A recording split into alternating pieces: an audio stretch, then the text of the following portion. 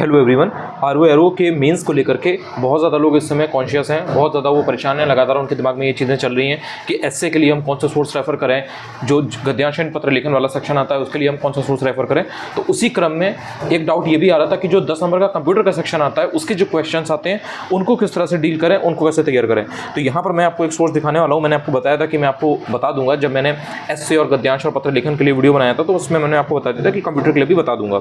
सो ये obviously youth competition की किताब है और ये 2019 की है। इस समय अगर आप जाओगे तो आपको नया वर्जन देखने को मिल जाएगा एंड उसमें आपको और इधर पिछले 3 सालों में जो पेपर्स हुए हैं उनको भी उसमें इंक्लूड किया गया है। सो यहाँ पर क्या है कि देखो इतने सारे स्टेट हैं, इनके सबके जितने भी कंप्यूटर के एग्जाम होते हैं, मतलब कंप्यूटर का जो भी क्वेश्चंस होते हैं उनको यहाँ पर इंक्लूड किया गया है, चाहे वो स्टेट के पीएससी हो, यूपी पीएससी के स्पेशली जो एग्जाम है जिनमें कंप्यूटर का सेक्शन आता है। अदर देन दैट एमपीपीएससी है, बिहार है, झारखंड वाला है, राजस्थान है, छत्तीसगढ़ है, या एसएससी के भी जो एग्जाम जहाँ पर भी कंप्यूटर आता है तो उन सबको इंक्लूड किया गया है। स्पेशली जो यूपी ट्रिपल एससी है या जो यूपी पीसीएल है, इनमें स्पेशली क्या होता है ना कि इनमें काफ़ी अच्छे क्वेश्चंस कंप्यूटर के देखने को मिलते हैं, ये बात आपको आइडिया है। सो उन सबके क्वेश्चंस को यहाँ पर 3600 एमसीक्यू के थ्रू, मतलब 2500 वन लाइनर के थ्रू 3600 से भी ज़्यादा इन्होंने क्वेश्चंस को इंक्लूड किया हुआ है। प्रीवियस ईयर क्वेश्चन पेपर वगैरह सब हैं इसमें। सो इनको अगर आप लगा लेते हो, मतलब इनको अगर आप प्रैक्टिस कर लेते हो तो इसके बाहर से 10 नंबर का क्वेश्चन कहीं से भी नहीं आना है।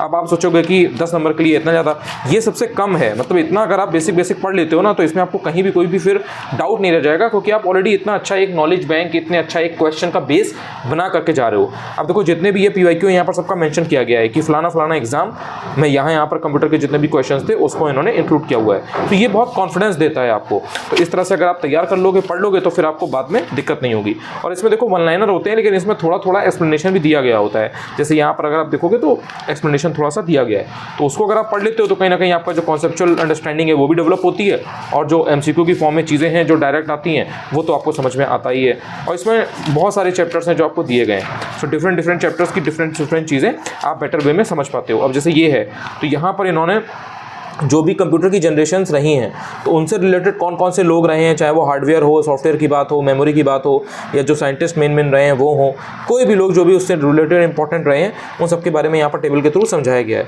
तो आप दोनों तरह से चीज़ों को बेटर वे में समझ पाते हो। तो आप अपने हिसाब से देख सकते हो कि आपका कंप्यूटर का सेक्शन कितना स्ट्रॉन्ग है, कितना वीक है, एंड कहीं ना कहीं जो पीवाईक्यू वगैरह है उसको आपने कितना तैयार किया है, कितना तैयार नहीं किया है, एंड अकॉर्डिंगली आप इस किताब को पिक कर सकते हो। इसमें आपको बहुत चीज़ें देखने को मिल जाती हैं। अपने हिसाब से आप जो सेक्शन आपका वीक लग रहा हो, अब जैसे कोई है तो उसको हार्डवेयर कुछ चीज़ें बहुत अच्छे से आती होती हैं, किसी को सॉफ्टवेयर की चीज़ें बहुत अच्छे से आती होती है, बिकॉज सपोज किसी ने बीटेक किया हुआ है, जो कि मेजॉरिटी लोगों ने किया होता है। सो उससे क्या होता है कि आप बहुत आसानी से चीज़ों को समझ जाते हो। एक बार आप देख लोगे तो आपको बहुत ज़्यादा फिर रटने की जरूरत नहीं पड़ेगी। अब इसमें यहाँ पर आपको जो मेन वन लाइनर फैक्ट की फॉर्म में चीज़ें हो सकती हैं, लेकिन जो आपको हेल्प करती हैं क्वेश्चन का आंसर निकालने में, तो वो आपको यहाँ पर दी गई हैं। तो इनको अगर आप कहीं ना कहीं पढ़ लेते हो तो फिर आपको बहुत ज़्यादा परेशान होने की जरूरत नहीं पड़ती है।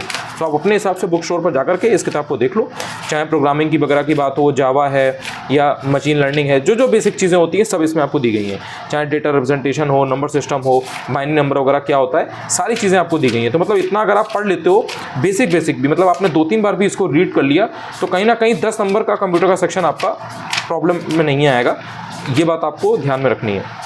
अगर आपको लगता है कि आपका ये सेक्शन वीक है तो आप डेफिनेटली इस किताब को रेफर करो।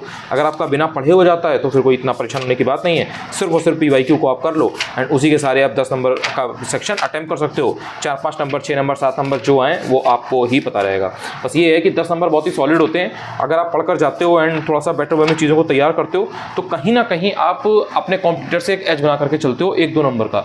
और वो 1-2 नंबर बहुत मैटर करता है, क्योंकि देखो 10 नंबर का कंप्यूटर का सेक्शन है, आपने 10 में से सपोज 8 या 9 नंबर गेन किए, अगला 4 नंबर गेन कर रहा है या 6 नंबर गेन कर रहा है, तो आप सीधे 2-4 नंबर आगे हो गए, जो कहीं ना कहीं आपके सिलेक्शन में एक इंपॉर्टेंट रोल प्ले कर सकता है।